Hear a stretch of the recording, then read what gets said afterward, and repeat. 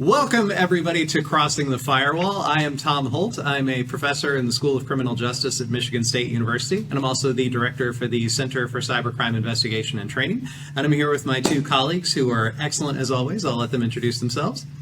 I'm Dr. Rachel McNealey. I'm an assistant professor in the School of Criminal Justice, and I'm an associate with the center.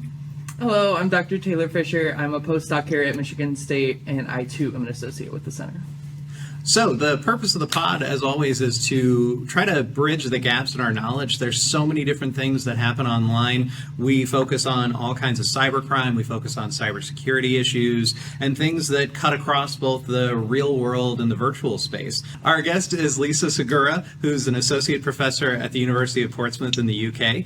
And our focus is going to be on an issue that is really, really challenging because it deals with gender and concerns around identity and how identity is formed and what kinds of deviant ideas can form as a result of online experiences. And so one of the things that we've talked about before is computer hacking and this kind of subculture of hacking, but there are so many different online subcultures that exist, and one of them that we're going to focus on today is the notion of the incel subculture. And so when you hear incel, what comes to your mind, Rachel and Taylor?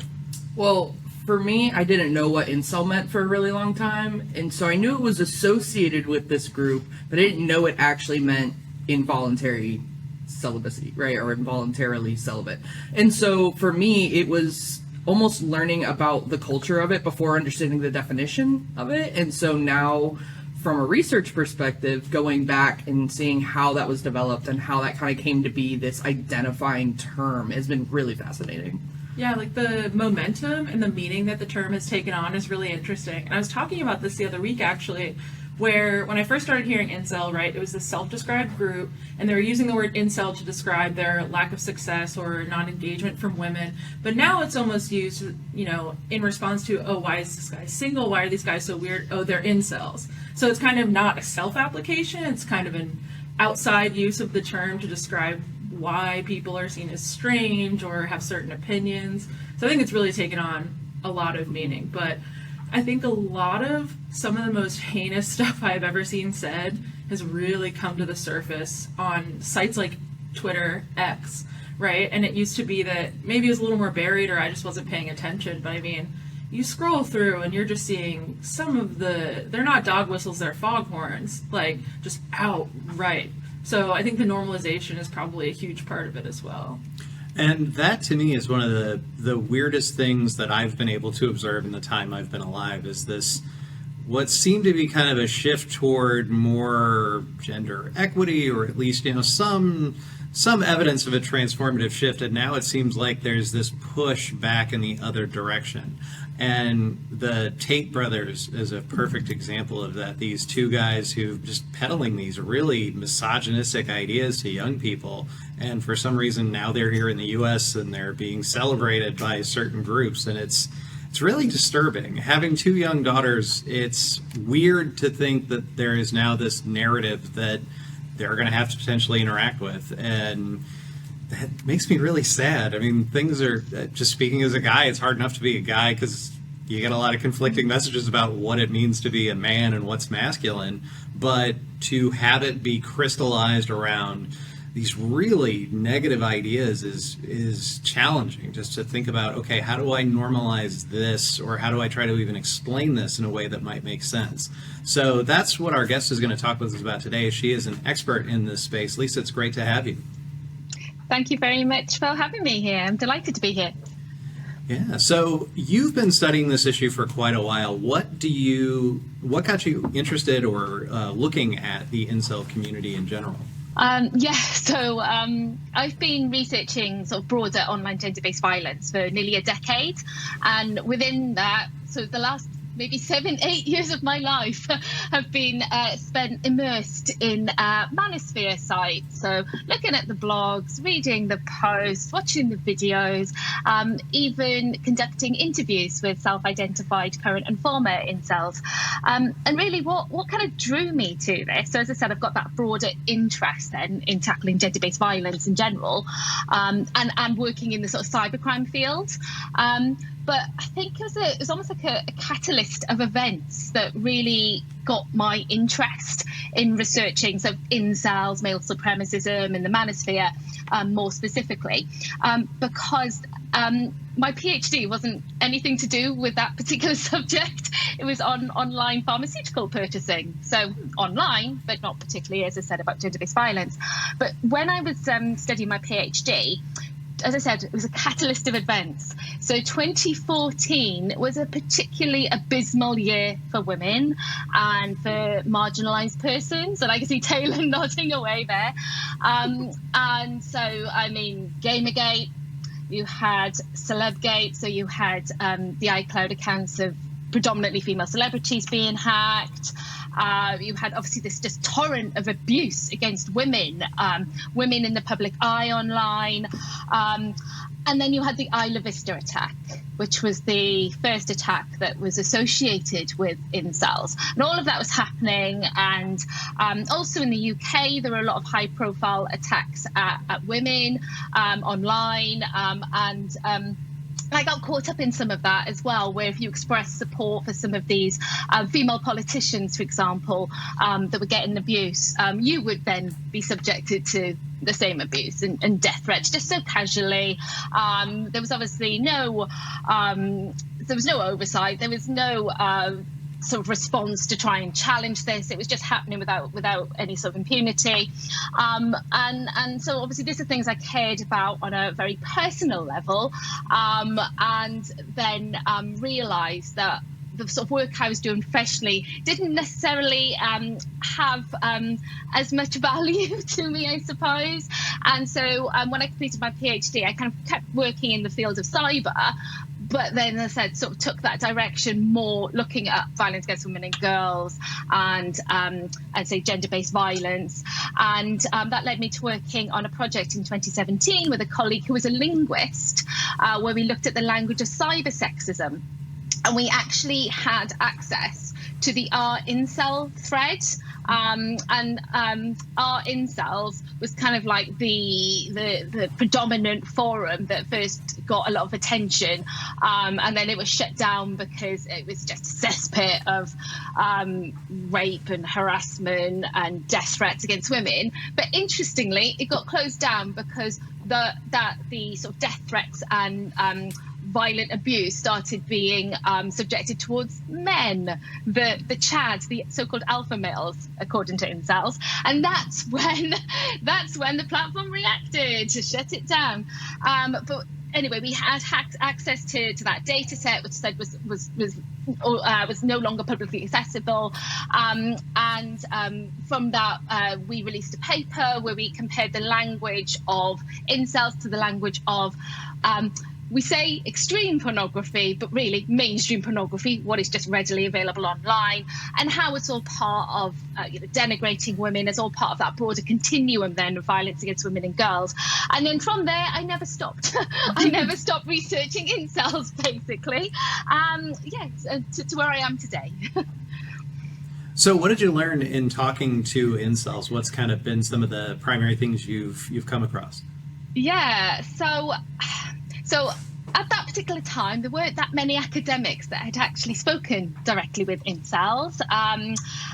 They've got a bit more hostile towards academics since. It's got a little bit harder, but I think at that time, and I don't know if lucky is the right word, but I was kind of granted this access, which was with hard to reach, difficult groups, which is probably harder to do nowadays. So I am grateful for that in some respects. And yeah, going into this, it was still a relatively under-researched area as well at that time, and that understanding of incels, and it probably was a bit more one-dimensional, that appreciation then of this subculture, linked with misogyny, kind of knew that, linked with these really awful high-profile attacks, are they terrorists? It was all, that was the kind of mindset going into this. And talking with people from these communities obviously gave me more of an understanding as to the heterogeneity of incels as well, and actually understanding the links back to the original sort of gender inclusive community, which is overshadowed certainly then and even more so now by the misogynistic men's movement that have accumulated this term and owned it for their own purposes. But yeah, so understanding that there's still sort of I would say pockets then of groups who try and align more with maybe the involuntary celibate side of things, the fact that they will get women who are incels, femcels, and you get persons who are non-gender binary, and you even get men who support feminism and women. So there's still all of that. But as I said, if we think of incels now, we think of the misogynistic men's movement, because that is what is predominantly taking over these spaces today. So first of all, there was that kind of sort of understanding that they're not homogenous, I think, was the first thing. And then secondly, I think some more of the understanding then into I said the maybe the personal experiences leading them to this. On the surface, think, why would you want to self-identify as an incel? It doesn't seem like a fun thing to be. You're basically saying you're the lowest of the low. You're worthless, and all of these things. So actually understanding almost like the power in that term, which seems contradictory and weird, but it gave them something that they felt that they were lacking elsewhere in their lives. So this almost like this superior intellectual understanding of the world, the reality of the world, which others who don't align with that same worldview, that they don't have. So they're usually very inferior. They get to feel superior by being an incel. Means that they are morally, intellectually superior to others who aren't. And as I said, then it's that kind of journey towards it as well, which was interesting, because it's all too easy to just be like, they're online, they engage with this content in these communities, and then they're radicalized. I mean, we all know it's a bit more nuanced than that. There's loads of other factors that lead to people becoming indoctrinated into these ideas. And so some of that was really interesting in terms of childhood trauma, struggling with their own identity through adolescence as well, which is a really hard time for everybody. So why these individuals in particular, why did they feel that that this ideology was more appealing to them? So in conjunction with things like having particularly dominant stereotypically alpha male figures that they couldn't live up to, and then stories of rejection. Now, this one I sort of took with a pinch of salt, because everybody gets rejected. I'm not saying it's not painful, because of course it is. And it's almost like a rite of passage, really, isn't it? As you kind of go through life. Again, not saying that this is fair or, not a problem. It is hard. But it's like, these particular individuals I spoke with, they were men, actually. For them, it was all consuming. It just that shaped them, and often it was at a really young age as well. They'd be telling me stories of where they asked a girl out at the age of 13, and the girl rebuffed them, and it just destroyed their confidence going forward. And that, combined with the messages that we have in our society about the importance of being sexually successful, to be a real man, and then also companionship and partnership, and loneliness is obviously a problem. So, all of those things, as well as I said, then all these other factors, that to me was super, super insightful. It's interesting how you're talking about it. It's such a self-denigrating idea to buy into, and it almost seems like sociologically, if you will, it's like by opting out of this social made-up game that we all play in dating, they're making up for their perceived inability to participate in it, and leaning on like bioessentialism, right? That's the alpha is like big shoulders, triangle, body shape, like big old chiseled chin, leaning on those. You've seen the drawings of the chat. Oh yeah, I've seen more than I would like to, but that's what I see over and over again. It's like, why would you point at yourself and go, hey, I'm part of this group that can't do this? But it seems like it's a reclamation in a way, almost.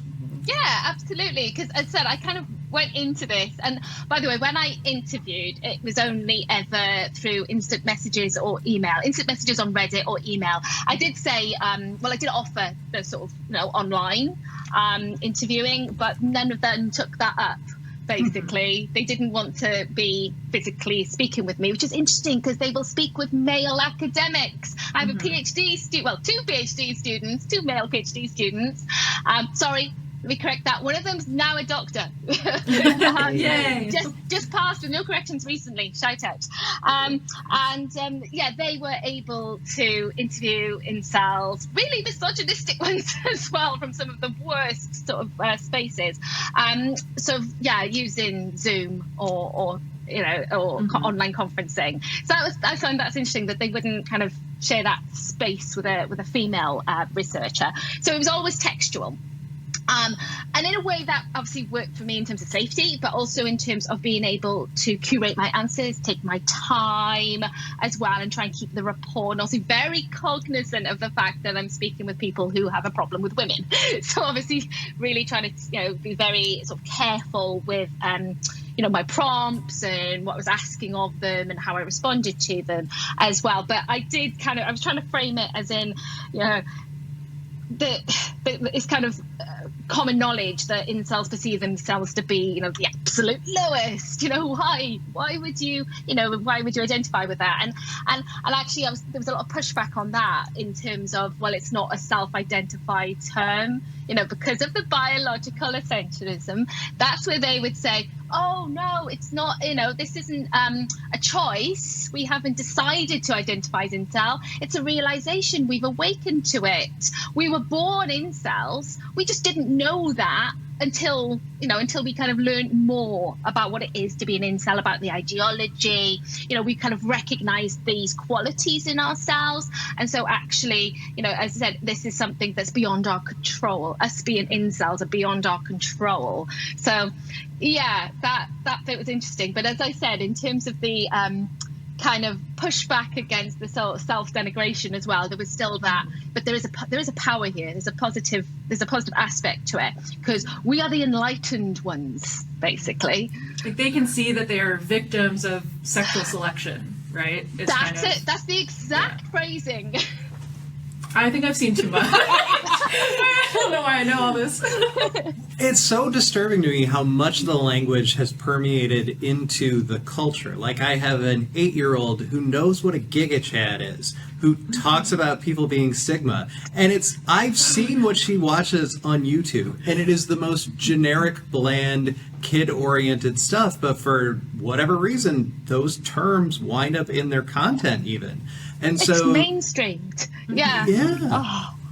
And actually, I think that's something really important to note. And I think it was Rachel, it was you that brought that up earlier about how it's just like so readily available on the mainstream platforms. X is a bit of a write-off now, but this is these mainstream platforms. In the UK, we've now got the Online Safety Act, right? This is supposed to hold these companies accountable.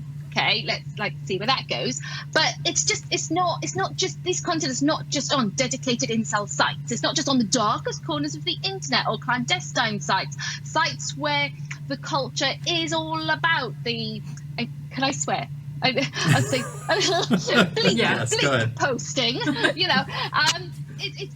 they actively promote that. It's all about the shock and the hate and the provocations. It's not. It's on the mainstream platforms. And in a study that it's another one of my PhD students' research under Saleha.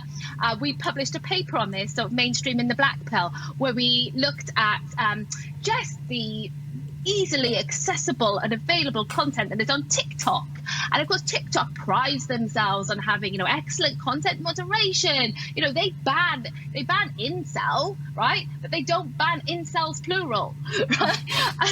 And they have no idea about the language and the phrasing and the terminology, which is not, I was going to say, it's not unique to incels. It's part of incel lexicon, but also expands out to that broader manosphere. But it's also, just as said, it is now integrated into almost like digital culture now, and it's not just staying online, it's offline, and we're hearing it from the mouths of young people. And children, and I'm horrified, Tom, that your child knows this at 8. But this is the reality, isn't it? That what stays online, what's online doesn't stay online; it moves offline.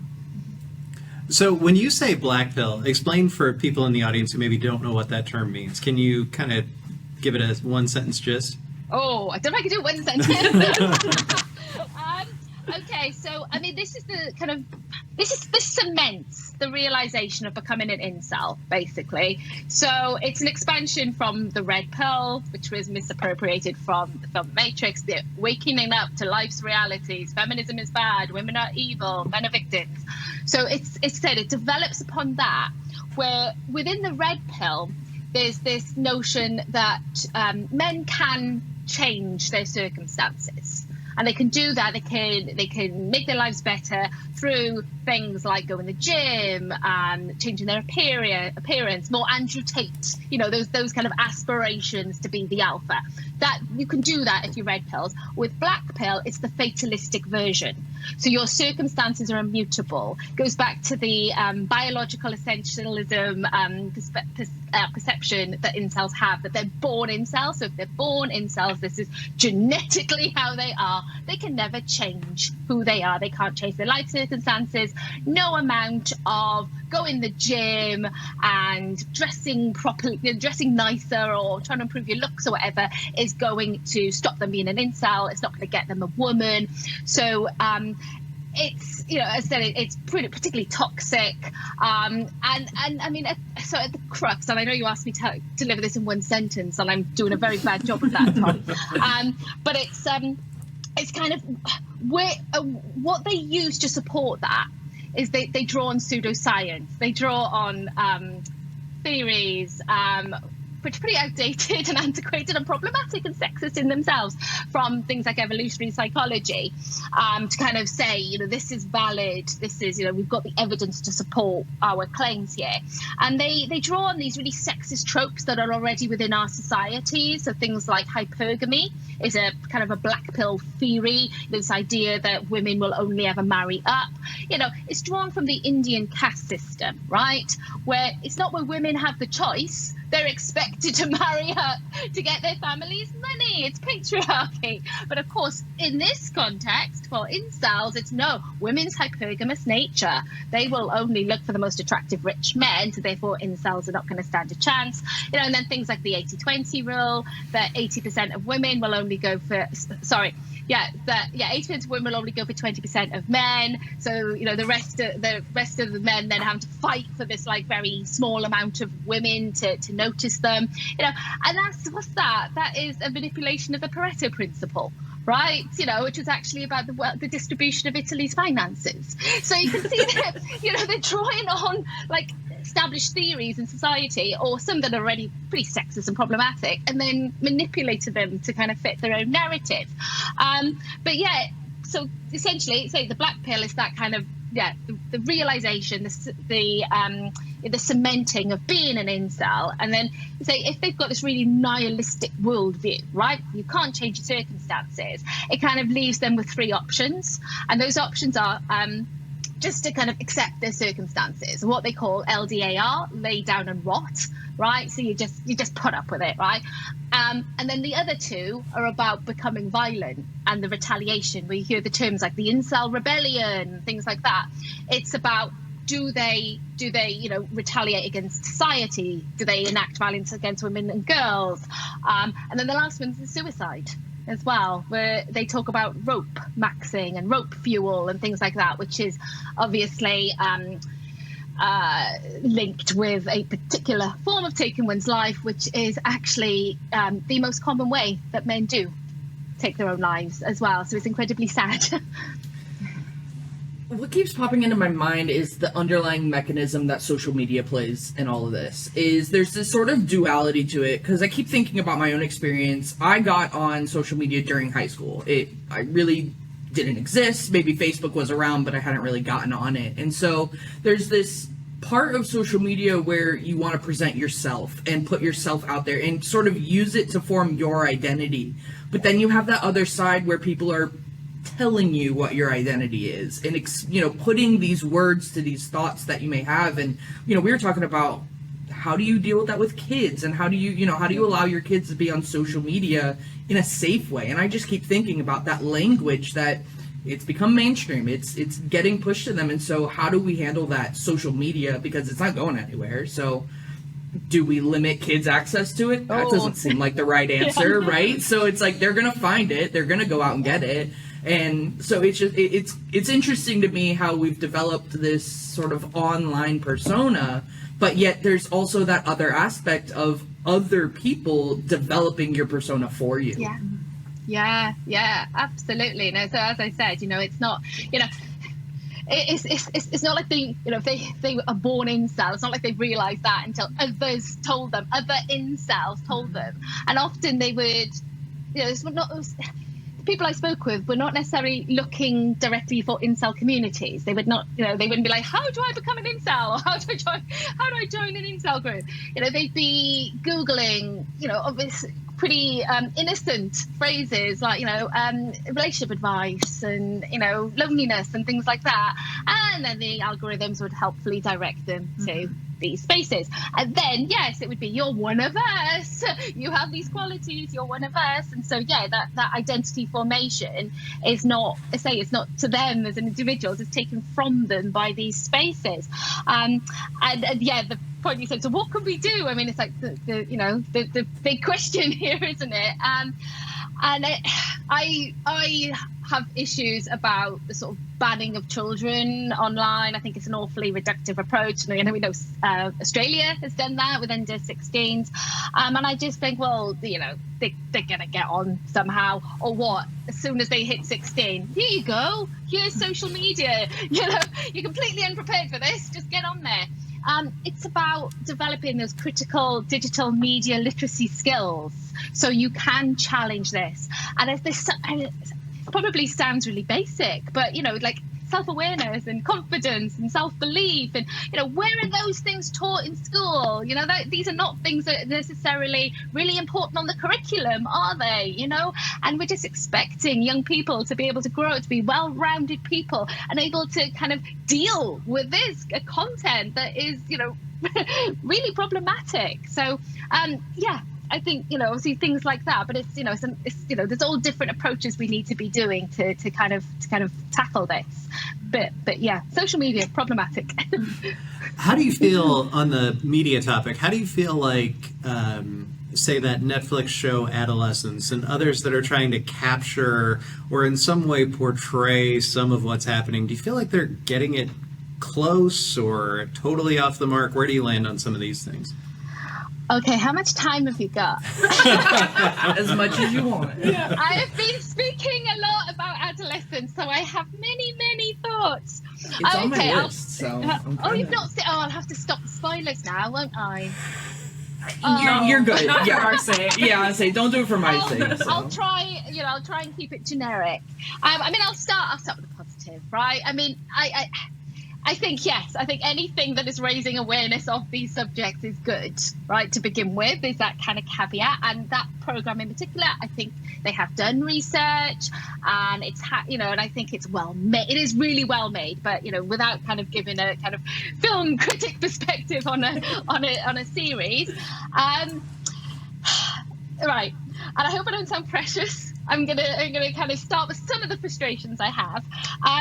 It's where now there's this huge kind of societal reaction to this, and it's really in the public consciousness. There's all these discussions about it as if these subjects are new. and it's like, yeah, there's a lot of work being done in this. There's been lots and lots and lots of conscious raising awareness, of these issues, and let's not forget in the UK as well. And obviously, I'm aware that there's been many cases in America.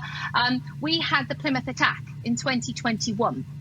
Right, and where the perpetrator was associated with being an incel, and I can say that the amount of media attention and public conversation following adolescence has been greater than that which was afforded to which was afforded to that particular, real life case, not a drama, but an actual real life case. That is where I start feeling a little bit frustrated. And also, again, apologies if I sound a bit precious, but it's like, it's two men talking about this. There's two men talking about this. Two men that are getting invited to our government in the UK to talk about whether or not it should be shown in schools. It's like two men who are not experts, who've done this research, who really understand the nuances and, actually the greater harms of if you don't do this work correctly. And so there's a little bit of frustration there. And also I'll kind of say that point then about, particularly in the UK, about it should be shown in schools. I have huge reservations about that. As I said, it was not created as an educational resource which was fully informed. There are issues, and again, without trying to give you too many spoilers, Taylor, the incel community is presented in a very rudimentary fashion. So, it could be misinterpreted quite easily. There's some sympathy as well into how the male protagonist is presented, which could inadvertently lead to some young boys identifying with him and putting blame on girls, which is essentially reinforcing the narratives of incels and the manosphere. So, yeah, I think there's a lot to kind of unpack here. So, as I said, yes, it's a good drama, it's a good watch, well made, good to have these conversations.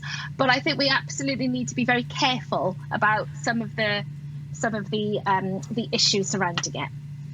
I think to your point earlier about like the homogenous nature of them, it's like when you're seeing these media portrayals, it's one person, it's one situation, it's one event, or one offender, right, in series of events. And so when we see it portrayed fictionally, or at least semi-fictionally, I don't know if it's based on real story, I haven't seen it yet, but the idea is that now people are learning about this concept for the first time in a very one-time experience, right? Like there's not a whole lot of the overarching themes, and so I wonder how much are we learning from this that is maybe incorrect or exaggerated, and then of course you extend that to kids. It's like, well, now you have to teach them how to determine what's right and wrong and real and fake, and having that conversation is hard enough, let alone now having to apply it to all of social media. So yeah, absolutely. I also have the concern as well that it could result in defensiveness from young boys as well. I mean, I'm not giving too much away, hopefully, but he murdered a girl, right? I did know that, so. Okay, I thought that wasn't a spoiler. Yeah. And so presenting is like just like, this is the worst case scenario, and this is I think sometimes obviously the way the way that these issues are framed to young men and boys and how they can then get defensive and maybe sort of retract from it is to be seen as hashtag all men, you're all, men are just inherently aggressive and violent, and, not kind of unpack that, like the conditioning and the structural forces and all of that. And then, I just don't know how equipped a program would be to try and deal with that. This is going to sound like a leap, but bear with me.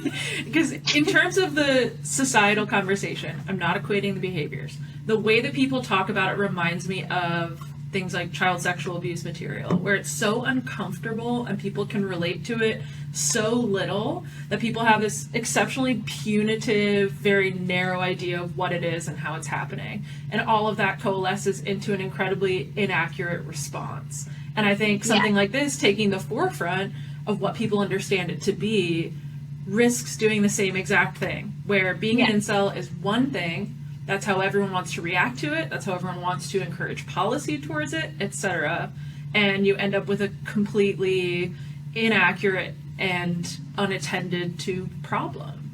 Yeah, Absolutely. And it's all too easy as well to kind of point the finger and go, there's the bad men on the internet that are radicalizing our kids.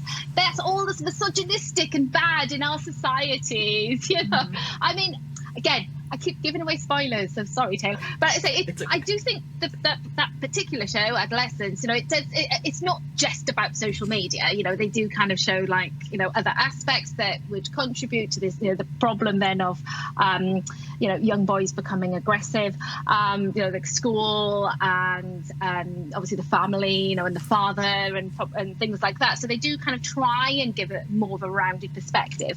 But yes, in terms of, like, say, not providing sort of nuance to, like, you know, certain aspects, like I said, social media, you know, it's like, it's, you know, it is just that kind of, you know, it's the media effects argument, isn't it, that, oh, you engage with this, then you're instantly going to be sort of radicalized. And as you said, and as I was saying, you know, the term, the kind of idea that incels are somehow deviant others, that they're separate from ordinary men. You know, there's, you know, that you know, misogyny is just a problem within these communities and not in our societies. You know, yeah, I think it's you know, when you've got something that is so heinous and you're trying to kind of get your head around it, and this is how the media works as well. You know, it's going to be presented in a black and white fashion as well. You want easy, quick answers, don't you? And you also want to be able to go, oh, it's nothing to do with us.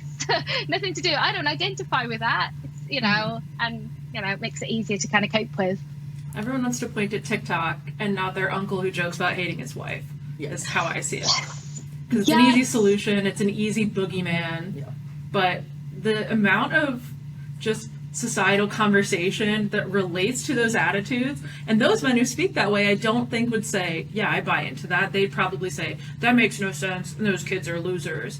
But the way that these kind of boomer, like, traditional, you know, views play into that new, younger generation's perspective is pretty clear to me, but I think it's something people don't want to talk about. It's not separate. And it's also, as I said, it's just not seeing. It's almost like you want to join the dots. You want to kind of go, how, as I said, those, well, what seems like innocuous or banal sexist comments or jokes, you know, how they're providing that scaffolding to the, you know, the really abhorrent forms of violence that is happening. And it's like, look, they're not happening in isolation, right? They're all connected. And until, you know, people wake up and realize that, we're never going to be able to dismantle the problem, you know. And you kind of hear, you know, like men go, well, I don't hit, you know, I've never physically hit my partner, you know. Well, I'm not, you know, sorry to be so you know, blunt, but, you know, they're not, you know, they might say they're not rapists, you know, they're not, you know, I've never murdered a woman, I've not done these things. And it's like, oh, that's a really low bar. Okay. You know, oh, okay, so, you know, you've not done all that just instantly makes you good. That instantly makes you, that it means you're not sexist or you're not contributing to societal misogyny. And it's like, you know, come on, we need to kind of see the broader pattern here. So we've talked a lot about social media and the sort of promulgation of these ideas. As we've been talking, one thing that pops into my head, and I have no experience with this myself, just I've been married quite a long time, but do dating apps, or do the individuals you've talked to mention dating apps as part of a broader problem set where rejection isn't that you get shot down at a bar, rejection is that no one is swiping left on you, or whatever the right direction is? Yeah. There is, yeah. I mean, yes. But so that has come up in research. It did come up in my own work and in conversations. And there has been a phenomena of incels catfishing as well. Then, where they'll use, you know, pictures of chads, attractive men, or what they believe to be conventionally attractive men. You know, this idea that, you know, everybody has the same type is a little bit grating. You know, we need to kind of move past that. But for them, they have very standardized perspectives of what is good looking or not. So yes, they have been known to obviously create these profiles then. But it's, you know, it's where does that go to as well? And that's a way of proving their perspectives right as well. If a woman does then swipe right on them for this other man's photo, it's like, look, prove women are all shallow and superficial, right? And then interestingly, there was a news article this week in the UK about an academic, whose name I'm not going to mention actually, who suggested that incels should be given dating coaches. Yeah, and that would help integrate them into society. So I'm just looking I have a at lot of places. thoughts on that, but So continue. do I. And I mean, first of all, who's paying for that? So, Yeah. come on, morally, you have these violent misogynists. I mean, funded to go to dating coaches. I don't believe dating coaches are equipped to like unpack gendered discriminations and misogyny, and really kind of help them become more well-rounded, healthy, respectful people. Where they think that women should be treated the same and not subjugated, and also it won't work. It also, no, but it won't work. It just won't work because and this is really harmful because. Actually, where we've seen what I've referred to as a misogynistic incel men's supremacist movement today, how that developed was in conjunction with pickup artistry, where they tried. I mean, I know obviously pickup artistry is maybe a little bit different to dating coaches. Maybe we can explore that a bit further.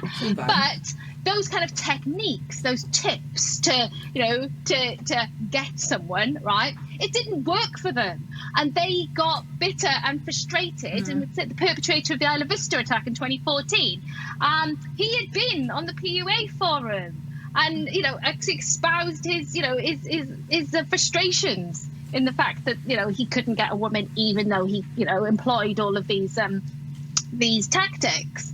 So I have very real concerns. I mean, I don't think it's going to happen. I think it's hyperbole. But so what if you have incels? They work with a dating coach. They go out. They ask a woman out, and that woman goes, "No, you're not my type. Sorry." They're rejected again. Mm-hmm. We know rejection has been linked with their acts of violence. So what? You set up their expectations. You've not, the entitlement is probably even more reinforced. You've been right all along. All you need is to get with a woman, and now society's going to help you, right? And then if it doesn't happen because, women have autonomy and choice, yes, because that really is the problem, I think, for them, is that women should never have been allowed. Actually, that was said to me in my interviews. Women should never have had any rights in the first place. The world was a much better place. Awkward. But yeah, think of the very real harms that opens, in saying, you are entitled to women, and if they reject, these new strategies that we've employed you with, they don't work. Mm-hmm. It's just back to square one with their rejection. It's so odd that would be offered as a suggestion, because to me that's re-emphasizing that having a sexual or romantic partner is the foregone conclusion, end-all be-all goal of the American existing. Dream. Why would you not move the emphasis away from you can be a whole person and live a happy life without having a partner in the way that you have defined it for yourself? But that's biologically not consistent. I know, but something I've heard over and over again, I can't speak to the extent that it's gendered, but I would guess it is the adage of you can't be with someone until you're okay by yourself. Mm-hmm. I don't know how often that's told to women and not men, right? You have to be able to spend time by yourself before you can be with a romantic partner. Apparently that doesn't apply for these folks. And then once you stop looking, that's when you find them. Oh, yeah. As a man, I can say I have heard that before as well. Okay. So it is not, at least in my experience, it is not necessarily gendered. These are platitudes that can be expressed to anyone. 100%. And I can see how they could reinforce being frustrated about it. But why would you reemphasize that you're not shit unless you're having sex? Like, what is this? Yes. Although, I mean, it seems like that's finally shifted away, but how many movies from the 1980s on were sex comedies predicated on the idea that, hey, we're all going to get laid this summer? Sorry, that's really crass. No, it's so true, though. It's so true. It is. I'm from that generation. Yes, there was just a slew of these constant films. This is all important. This is everything. That's the goal in life, wasn't it? Yeah. I just keep thinking, like, what is, again, in the question of like, how do we handle this, and your thoughts as a girl dad would be very interesting, is because how do you warn your children, particularly your little girls, that there are people out there like this, but without fear-mongering that you can never trust men again, right? Because I know my personal experience, when I'm on dating apps or interacting with people, I'm thinking about physicality. This person is much bigger than me. They could take me in a fight. I'm thinking about that because I've always been told there are people out there that could do these things to you. But if that's my mentality going into it, how harmful is that in our own identity, right? You don't want your girls to grow up thinking they have to be afraid of men. And so then the question is, well, if I can't tell them not to trust them, but they can't differentiate between the good and the bad, how do we move these kids forward with like proper socialization and healthy socialization without creating these mindsets that you can't trust anybody? So sorry. I would love to hear your thoughts on this, because from just bringing up the idea even of dating coaches, what can we do then proactively or reactively to mitigate, I guess, for lack of a better term, the issue of inceldom? Okay. Big question. It's a huge question, and I mean, I'm going to go to. I'm going to sound like a cop, but it's an all societal approach, right? You know, so often you kind of look at it from one perspective. Oh, it's tech. Oh, we can legislate. Oh, you know, it's not. It's everything. Taylor, I'm going to try, and I mean, it's focus on what you said. It's so difficult though, and you know, I think I'll kind of move to like the bigger problem of how to kind of respond to the incel threat. But that kind of how do we support girls? Because actually a lot of the conversation is about boys, and it's what I agree actually with it. You know, so often it's been about you know, protect girls rather than educate boys not to hurt girls. You know, so I think that's you know, that framing or that focus is necessary, but there's still something about, well, how do you empower young girls without, as I said, scaring them or making their lives smaller? Because you know, I think for a lot of women and girls, you know, whether or not it's consciously or subconsciously, you police yourself.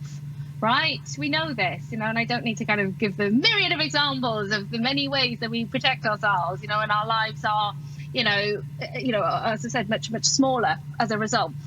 But it's really difficult. You know, I went into that thinking I'd be able to come up with a solution, and now all I'm doing is kind of going around in circles, because you just kind of feel like you have the conversation, and then that girl's life is like, you know, you don't want to kind of, you know, you want to kind of inform and make them aware to protect them, but at the same time, then you know, why should they live a smaller life?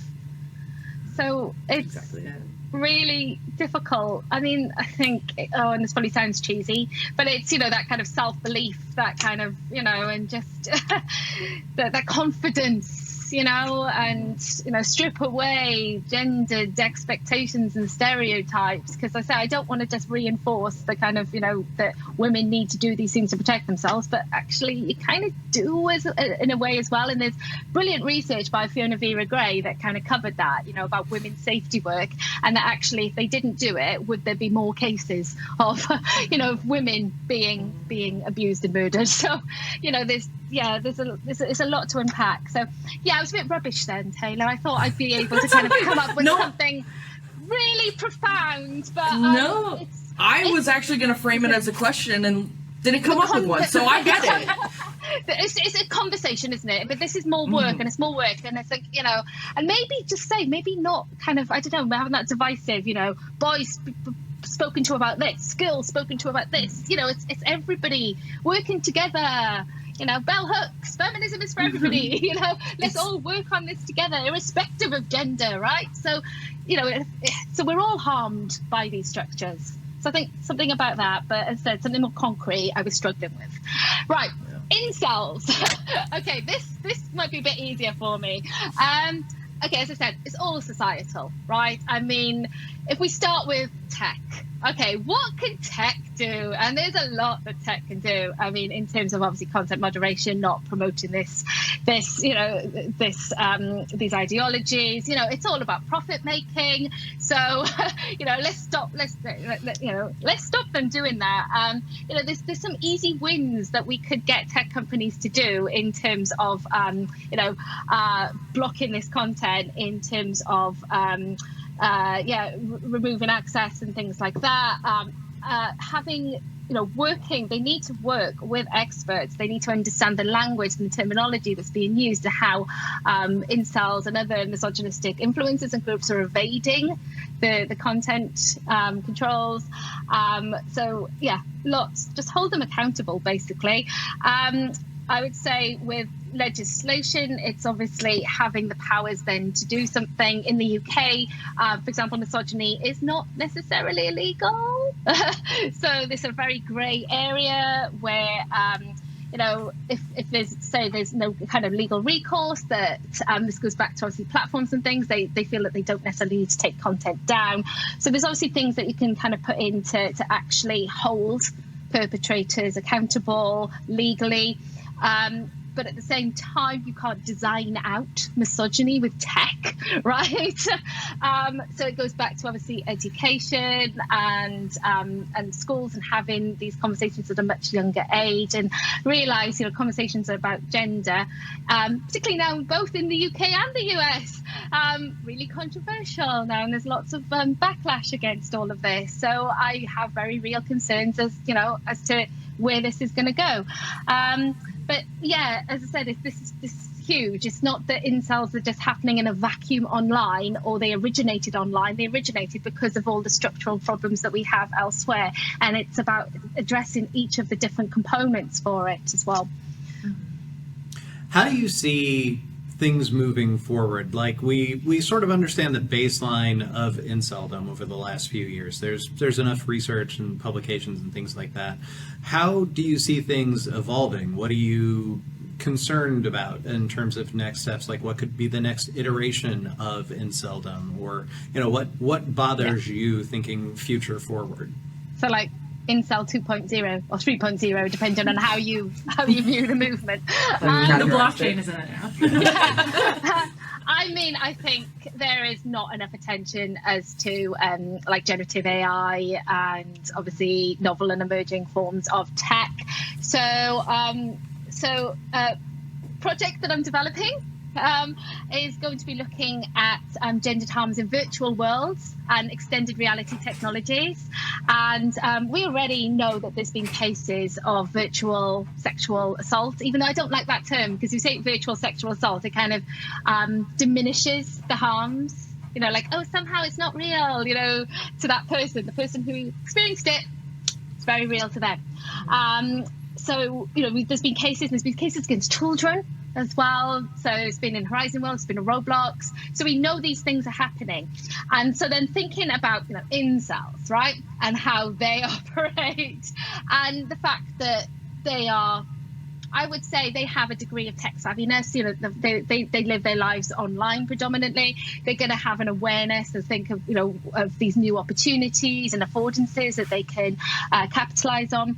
So I see the kind of next wave involving more of these technologies, and some kind of exploratory work that I've been doing with a colleague at Sussex University is kind of thinking about the kind of modes then of incel behavior using kind of virtual worlds and things. And I don't know if you've seen the film Don't Worry Darling.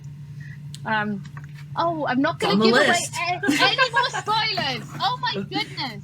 Anyway, I haven't watched a lot of TV lately. Wait, was that the Harry Styles movie from a couple of years ago? Yes. There it is. Yes, it was. Yeah.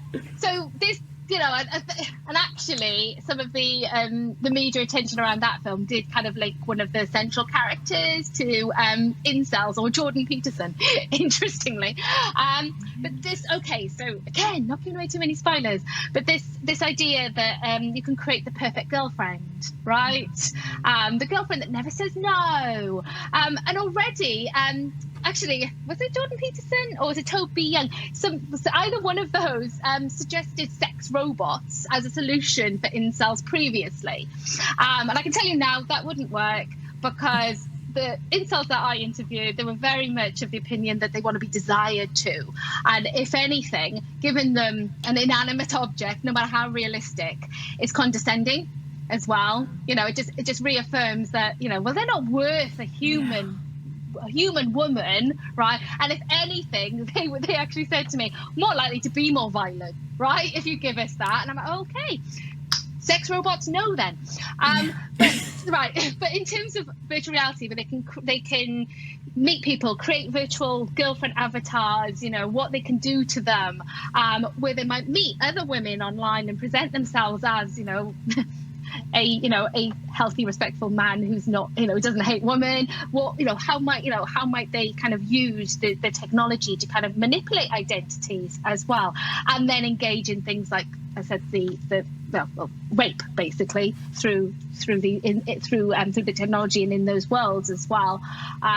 So yeah, I would just kind of be alert as to these opportunities, and of course with these technologies as well, they're meant to emulate real life more and more, and they're haptic now as well. We have to get touch sensations, so get that idea that somehow this is just simulation, right, and it can't harm you, right? It's, you know, I think people need to wake up to the fact that that you're going to have people that will take advantage of these opportunities to abuse.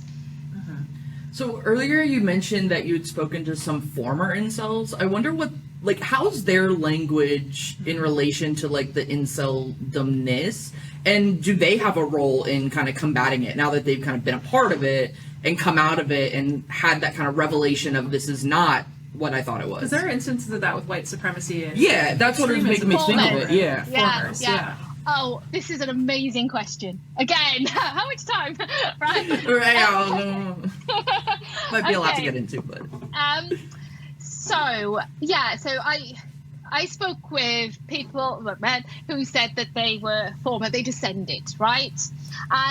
And yeah, in terms of like the language, they were a bit more self-reflective through the interview. There was a very negative kind of response to when they're talking about their time as being an incel. They'd use cult a lot. It was like cult, it brainwashed me.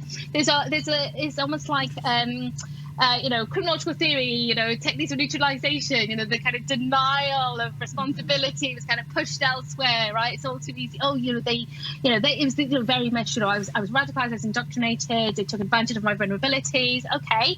And then interestingly, there would be the odd word, the odd phrase that would come into I don't say it was typed, where I would go, oh, that's a bit sexist. That's still a bit inappropriate. I don't know if you really respect women still. And for many of them who had apparently left it behind, it's because they got a girlfriend.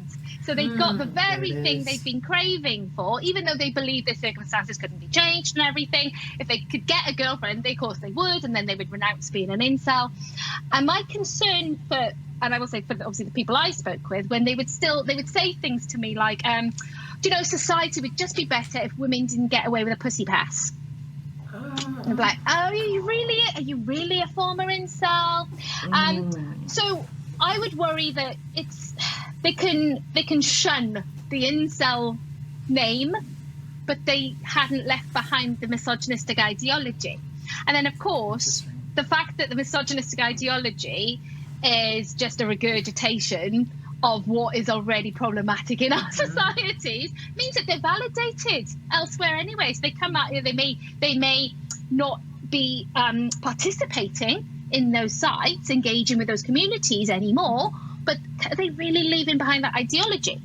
So I really do. So I'd say I have those concerns, and I think we need to be very careful about this. As I said, this what are we really, what are we talking about when they leave, when they're no longer an incel? I think just having that critical perspective is really important. And because of that, I worry for the partners of these men as well. If they still hold those views that women somehow still have it easier, men should be dominant. We know, evidence shows that those views about about gender and that's the kind of binary, rigid notions that of femininity and masculinity. We know that's linked to gender-based violence. We know it is. It's a driver of domestic abuse. So therefore, I really worry that you could have men who are leaving their identity behind, who do get partners, but are they future domestic abuse perpetrators?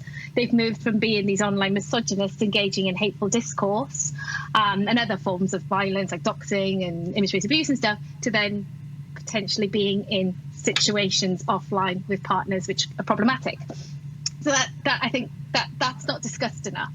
And there's certainly a lot of research that have looked at exit forums with incels as well. There's been some really, really great research as well, to kind of try and navigate this, where there is definitely some value as well in incels who see the problems and are there to kind of help other men through that. I still have my reservations, and I really leaving misogyny behind. And certainly when I've spoken with some of the academics that do this work, they say, oh yeah, sometimes you can still find the misogyny on is it Exit, Red Pill and stuff like that. You can still see it. So therefore, yeah, as I said, I think we just need to be very cautious. So with this big problem, and this is how we kind of wrap up every episode, we're talking about big problems that cross online, offline boundaries and a lot of different areas, right? Socialization, violence, adolescent health and well-being. So if there was one thing that you would want the average person to know about what's happening with this, what would that be? Okay. I suppose. Ending on an easy note for you. Yeah. But I suppose just to wrap up and just reiterate, I think the message I've probably tried to provide all through this, is that this isn't just contained online, that this is part of a wider societal problem. It's ingrained in our structures. And, it's not the case that, just come away from being online and the problem is solved. It's something we need to absolutely dismantle, completely culturally, societally, and irrespective of gender, it affects everybody as well. I think too often it's framed, it could be framed like, this is about violence against women and girls, but this is it's a men's issue, it's everybody's issue, so I think I think irrespective of your gender identity, I think just be aware of this. Mm-hmm. Well, this was great. Thank you so much for coming on. I feel like we could talk for another several hours about this minimum. No. This is perfect. Yeah. And we didn't even touch on your work in intimate partner violence and some of the other issues. So there is so much that we can still talk about. So we would love to have you back on, because these are issues that impact everyone, whether you're aware of it completely or not. So this is great. Thank you. Absolutely. And thank you all for joining us. I realize we talked about some really heavy stuff today, but hopefully this got you thinking. Maybe it's got you thinking about your own life or your kids or what have you. So hopefully this was helpful for you, and we look forward to seeing you the next time we cross the firewall. Thanks for listening to the Crossing the Firewall podcast. This is a production of the Center for Cybercrime Investigation and Training in the School of Criminal Justice at Michigan State University, produced by J.J. Thomas. The thoughts and opinions expressed are those of the hosts and the guests and do not necessarily reflect those of the university. If you have a comment or a question about the show, please email us at crossingthefirewall@gmail.com. Also, make sure that you follow us on Instagram and LinkedIn for more information. And if you're enjoying us on your favorite podcast app, please make sure that you like the show and leave us a review so that way everybody knows what we're up to. And if you're listening in on YouTube, make sure that you like us and subscribe so that way you're staying up to date on everything that is Crossing the Firewall.